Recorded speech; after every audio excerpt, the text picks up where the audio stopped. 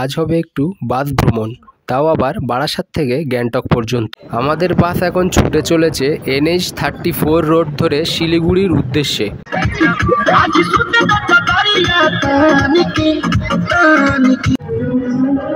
গাড়ি এখন রেজিনগর ঢুকলো, এখন আমরা মুর্শিদাবাদ ঢুকে গেলাম।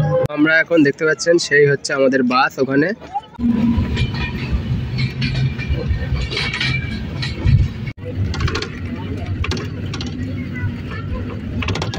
কত সুন্দর সে আল্লাহ তাআলা সৃষ্টি। সিকিম লেখা সিকিম। তো ওয়েলকাম টু গ্যাংটক। আর রাস্তার দিকে এমন একটা ভিউ জাস্ট দেখেন, দেখেই মানে কতটা জাস্ট ভয় লাগছে, কতটা গভীর। আজকের ভিডিও শুরুটা হচ্ছে একটু অন্যরকম ভাবে। সবসময় তো শুরু করি ট্রেনের স্টেশনের মধ্যে দিয়েই। আজ হবে একটু বাস ভ্রমণ, তাও আবার বারাসাত থেকে গ্যাংটক পর্যন্ত। এটা বলতে পারেন এক ধরনের ফ্যামিলি পিকনিক ট্যুর। সময় ঘড়ি বলছে 3:10 বাসটা এখন ছেড়ে দেবে। আজকে আমাদের বাসের সিটগুলো আপনাদেরকে দেখায় 2x2 পুশ ব্যাকআপ স্লিপার। নিচেও দেখতে পাচ্ছেন স্লিপার, আবার বসে যাওয়ার জায়গা, আবার ওপরেও আছে স্লিপার। তো এখন আমি ওপরে উঠে বসে আছি, দেখতে পাচ্ছেন এই যে আপার ক্লাসে, ওপরে স্লিপারে অনেক কেউ আছে দেখতে পাচ্ছেন। আর গাড়ি এখন সম্ভবত ময়না ঢুকছে। অ্যাকচুয়ালি উপর নিচে সমান। এটা হচ্ছে আমার জীবনের সবথেকে বড় ট্যুর। এর আগে যে ভিডিওগুলো দেখেছেন সেইগুলো একদিনে যাওয়া আবার একদিনেই আসা। আজ যাচ্ছি 3 ফেব্রুয়ারি, আসবো কবে তা জানি না। আমাদের বাস এখন ছুটে চলেছে NH-34 রোড ধরে শিলিগুড়ির উদ্দেশ্যে। আর আপনাদেরকে সামনের ভিউটা দেখাতে পারবো না, যেহেতু সামনে অনেক লোক আছে, আমাকে পিছনে দিয়েছে, না তো ব্লগটা আরও ভালোভাবে দেখাতে পারতাম। বারাসাত থেকে বাসটা ছেড়ে দেওয়ার পরে আমাদের প্রথম হল্ট হচ্ছে কৃষ্ণনগর, যার দূরত্ব বারাসাত থেকে 88 কিলোমিটার, আর সময় লাগবে ম্যাক্সিমাম 2 ঘন্টা মতন। কত সুন্দর সেই বিকালের দৃশ্যটা দেখতে দেখতে আজ আমাদের কাটছে এই জার্নিটা। নিচেই সুন্দর সেই প্রাকৃতিক পরিবেশ, আর উপর দিয়ে ছুটে চলেছে আমাদের সেই বাসটা।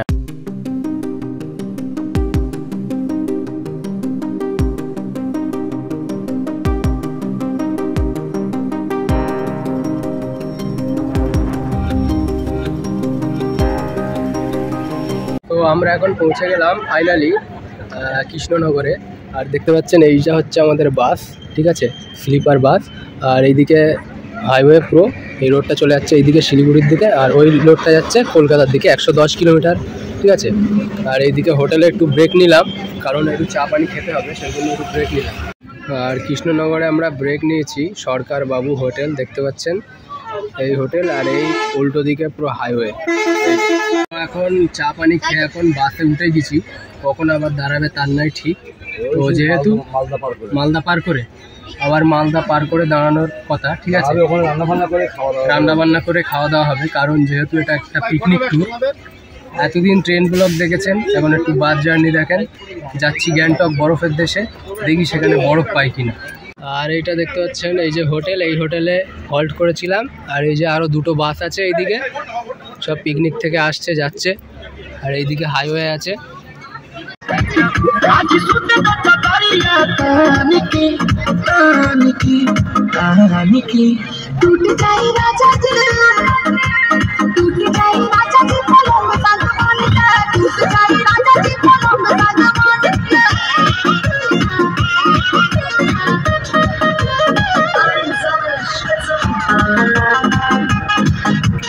আর আমাদের বাস এখন ঢুকলো বেতুয়া ডহরি, যেখানে কি অভয়ারণ্য আছে।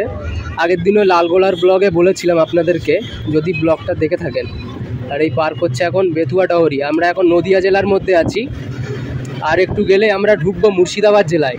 আর এই দেখতে পাচ্ছেন বিভিন্ন রকম টুরিস্ট বাস। তো ফাইনালি আমরা এখন পৌঁছালাম পলাশী, নদিয়া জেলাতেই আছি এখনো। মীর বাজার, জায়গাটার নাম হচ্ছে মীর বাজার।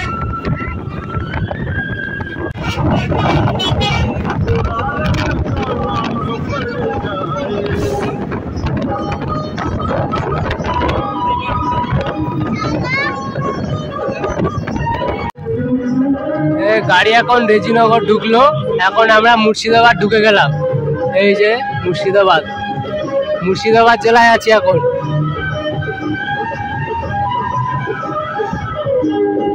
সেই রেজিনগর কদিন আগেই ঘুরে গেলাম এখান থেকে।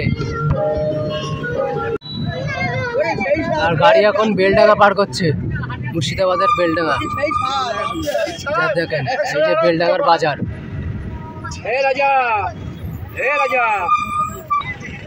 এই সেই বেলডাঙ্গার বাজার, কত দোকান পাশ আছে দেখতে পাচ্ছেন।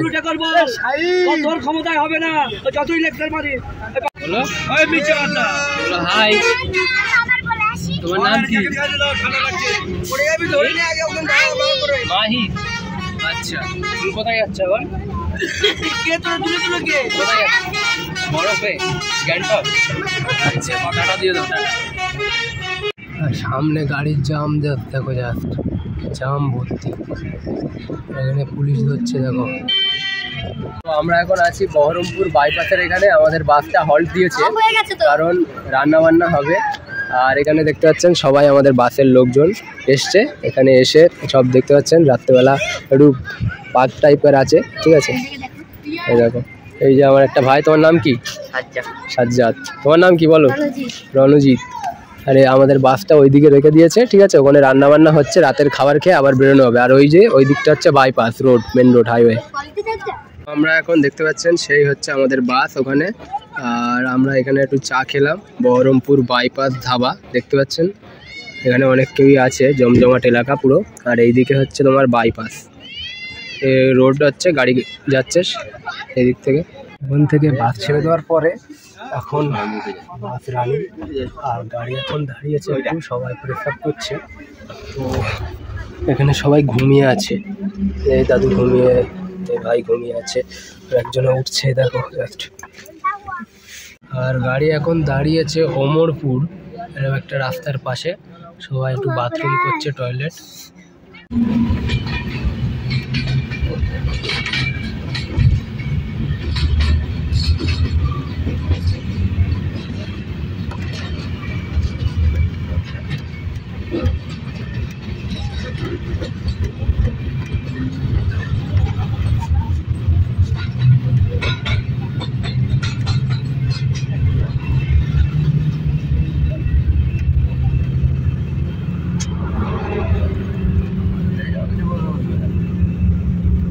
ডালখোলা পার করে আমাদের বাসটা এখানে হল্ট দিল একটু। আর দেখতে পাচ্ছেন চারিদিকে প্রচুর পরিমাণে কুয়াশা। সময় ঘড়ি বলছে এখন 4:10। সব লাইন দিয়ে গাড়ি দাঁড়িয়ে আছে, দেখতে পাচ্ছেন প্রচুর পরিমাণে কুয়াশা। আর গাড়ি টানতেও পারছে না এত কুয়াশায়। তো আজকে হচ্ছে 4ই ফেব্রুয়ারি, সবাইকে জানাই শুভ সকাল। আর বাস এখন ঢুকে গেছে শিলিগুড়ির মধ্যে। আর সময় ঘড়ি বলছে এখন 7টা। তো দেখতে পাচ্ছেন এখন শিলিগুড়ির মধ্যে দিয়ে বাস ছুটে চলেছে তার নিজস্ব গতিবেগে। দোকান পাচার সবই বন্ধ, কারণ যেহেতু এখন প্রচুর পরিমাণে সকাল, ঠান্ডার সকাল। আর এখন গাড়ি একটা নদী পার হচ্ছে ব্রিজের ওপর দিয়ে। তো এই নদীটা আমার জানা নেই, তো আপনারা যদি জানেন কেউ এটা কোন নদী, তো অবশ্যই কমেন্ট করে আমাকে জানাবেন। তো গাড়ি এখন ঢুকলো শিলিগুড়ির যে মেন পয়েন্ট, সেখানেই কত জমজমাট এলাকা যা দেখতে পাচ্ছেন। আর আপনারা এখান থেকে শেয়ারে গাড়ি পেয়ে যাবেন দার্জিলিং, গ্যাংটক যেখানে যাওয়ার জন্য, ঠিক আছে। এখানে দেখতে পাচ্ছেন বিভিন্ন শেয়ারে গাড়ি পাবেন আপনারা।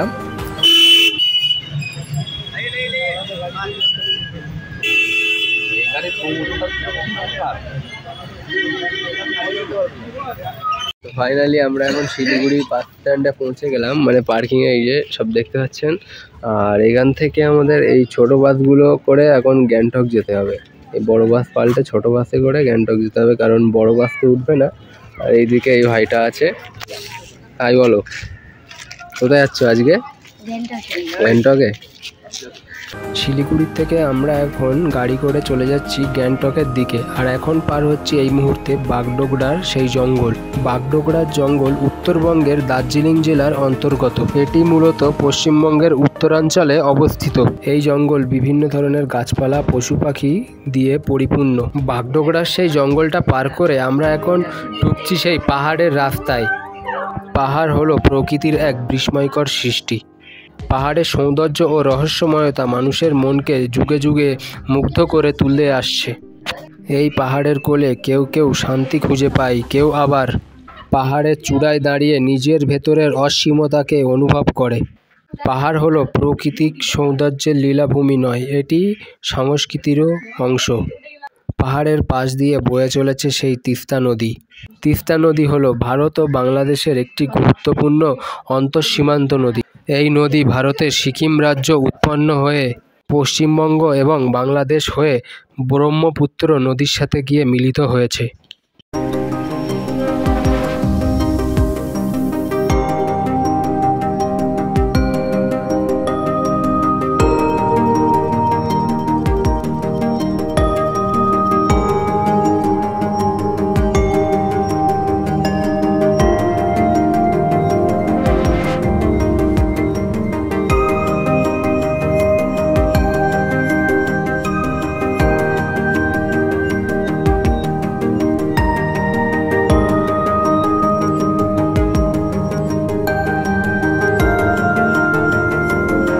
আমরা এখন শিলিগুড়ির থেকে আসলাম 2.5 ঘন্টা সফর করে টারখোলা নামক জায়গায়। তো এখানে একটু হল্ট দিল।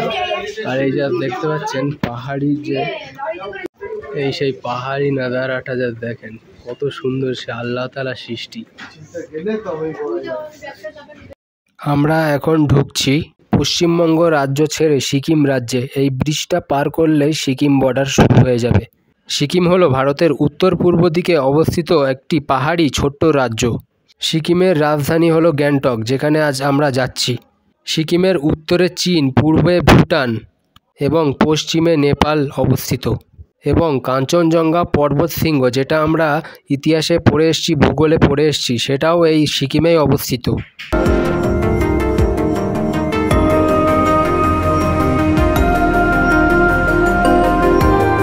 তো ওয়েলকাম টু গ্যাংটক। তো এইমাত্র আমরা আসলাম, ঠিক আছে, এসে গোসল করে নিলাম। নেওয়ার পরে আপনাদেরকে একটু রুমটা দেখাই, তারপরে বাইরের ভিউটা দেখাবো একবার।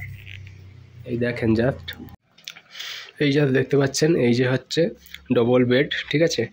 আর এইদিকে টিভি আছে, আর একটা আলমারি পাবেন জামা কাপড় রাখার জন্য। আর এইদিকে আপনার একটা ছোট ফ্রিজ পেয়ে যাবেন।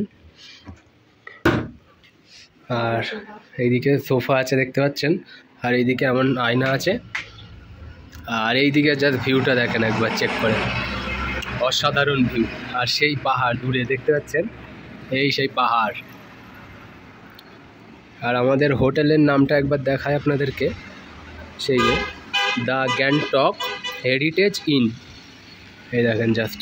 আর আমরা কিন্তু আছি এখন সিকিমে, মানে সিকিম রাজ্যে। আর দেখতে পাচ্ছেন মিলিটারিদের সব গাড়ি যাচ্ছে। আর এখন একটু আসলাম নিচের দিকে, এসে দেখতে পাচ্ছেন সেই যে আমাদের হোটেলটা ওখানে আছে।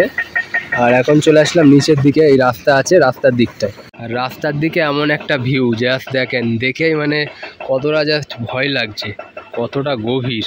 আর ওইদিকে সব বাড়িগুলো মনে হচ্ছে খেলনার মতন, এই দেখেন জাস্ট। আর ওইদিকে গাড়ি আসছে দেখেন, ছোট্ট লাগছে এমন গাড়িটাকে, কত ভয়ঙ্কর দৃশ্য।